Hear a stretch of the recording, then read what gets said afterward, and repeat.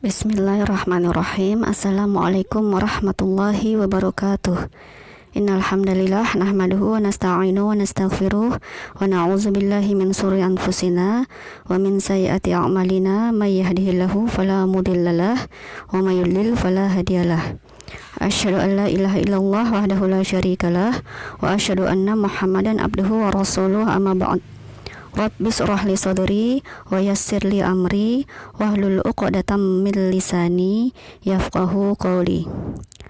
Kaifalukum anak-anakku sekalian? Semoga kalian selalu dalam keadaan sehat walafiat dan tetap semangat untuk belajar dan menuntut ilmu. Kali ini Ustazah akan menjelaskan mata pelajaran PAI atau Pendidikan Agama Islam.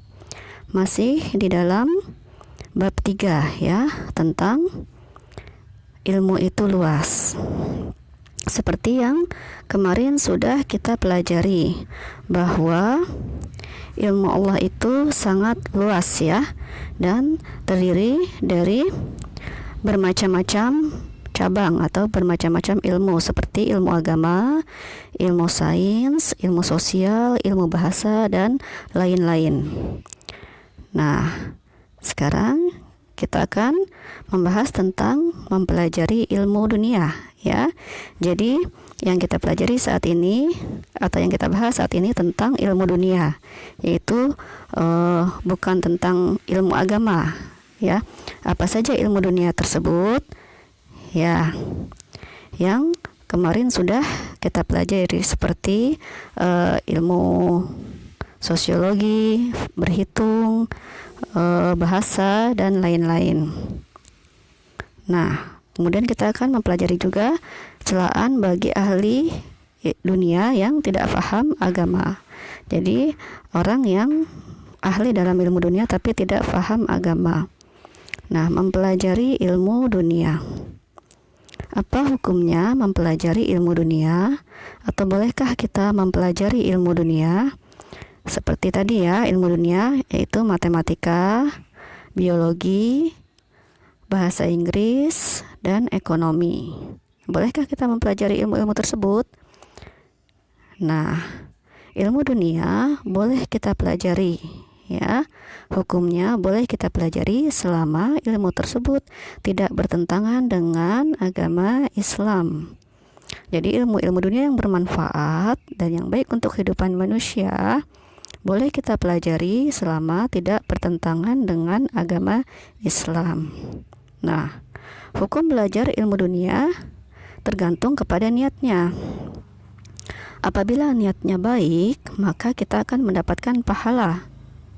Ya, apabila niatnya buruk, maka kita akan mendapatkan dosa.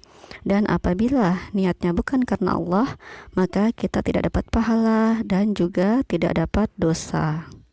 Contoh mempelajari ilmu dunia yang niatnya baik apa? Apabila kalian mempelajari ilmu matematika agar kalian dapat pandai berhitung, kemudian dapat membantu orang tua kalian untuk berdagang, karena orang tua kalian berdagang ya, maka itu niatnya baik, ingin membantu orang tua, maka kalian akan mendapatkan pahala apabila kalian belajar matematika. Nah, apa contoh niat yang buruk? Contohnya kalian belajar matematika agar kalian pandai matematika, lalu kalau sudah pandai nanti dapat memberi contekan kepada orang lain, atau kalian dapat melakukan perhitungan-perhitungan yang dapat merugikan orang lain. Nah, itu niatnya buruk ya. Maka apabila kalian belajar matematika dengan niat buruk seperti itu, maka kalian akan mendapatkan dosa. Nah, sekarang apa contohnya yang mempelajari ilmu dunia tapi bukan karena Allah, tidak ikhlas ya, maka dia tidak dapat pahala dan juga tidak dapat dosa. Contohnya adalah orang non muslim ya, atau orang-orang kafir yang mereka mempelajari ilmu dunia tapi bukan karena Allah, maka untuk kehidupan akhiratnya mereka tidak akan mendapatkan pahala dan juga tidak akan mendapatkan dosa. Nah, kalau kita sebagai orang Islam, seharusnya kita belajar ilmu dunia dengan niat yang baik untuk sesama manusia dan juga niat yang ikhlas karena Allah Ta'ala, sehingga kita akan mendapatkan pahala yang berlipat. Nah, ada ilmu dunia yang harus kaum muslimin kuasai, ya. Ada beberapa ilmu dunia yang manfaatnya itu sangat besar untuk kaum muslimin, seperti ilmu kedokteran, ya. Apabila kaum muslimin dapat menguasai ilmu kedokteran, maka ketika ada saudara kita yang sakit sesama kaum muslim, maka kita bisa membantunya untuk mengobati, karena masalah kesehatan itu sangat penting, ya. Contohnya juga, apabila ada seorang wanita muslim yang ingin memeriksakan kandungan atau melahirkan, sebaiknya itu diperiksa oleh dokter kandungan wanita yang muslim. Itu lebih utama dan lebih menghindari fitnah. Nah, yang kedua, ilmu keuangan dan ekonomi, ya.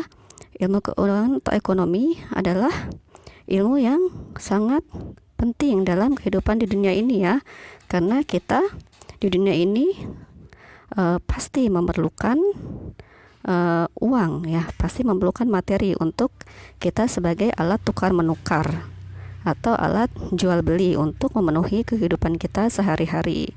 Sebaiknya kaum muslimin lah yang memegang perekonomian di dunia saat ini, agar perekonomian dunia dapat berpihak kepada kaum muslimin dan tidak merugikan kita sebagai kaum muslimin, ya.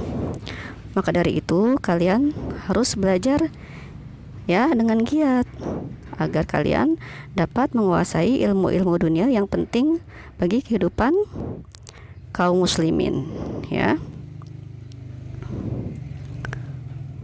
Nah, celaan bagi ahli ilmu dunia yang tidak paham agama. Seseorang yang sangat ahli ilmu dunia tapi tidak perhatian dan tidak peduli dengan ilmu agama, maka orang tersebut adalah orang yang tercela, ya.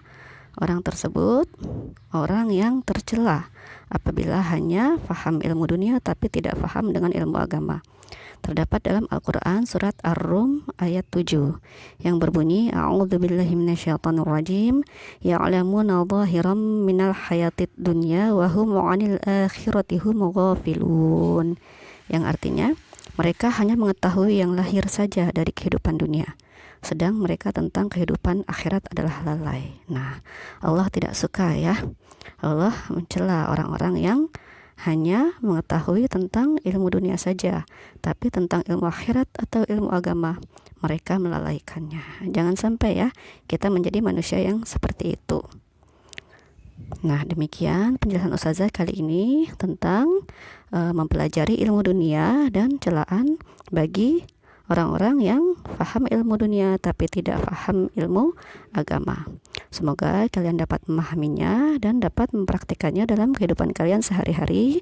Jazakumullah khairan, barakallahu fiikum. Wassalamualaikum warahmatullahi wabarakatuh.